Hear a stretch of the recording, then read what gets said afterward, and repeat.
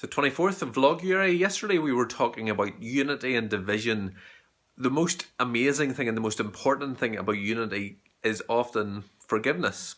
Forgiveness is the hardest part of it. The lack of forgiveness can cause such division, but forgiveness can bring about so much unity.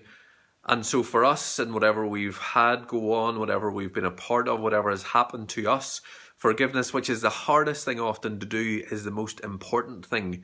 And the amazing thing about it is that it's not about the other person, it's actually about you. Forgiveness, and when you forgive someone for whatever they've done, for whatever has happened, even if they don't want it or need it, or even if it doesn't change them at all, actually changes you. And this is about you, and this is about you forgiving, and this is about you moving on and being better as you move on. And so may you crave that unity and forgiveness today.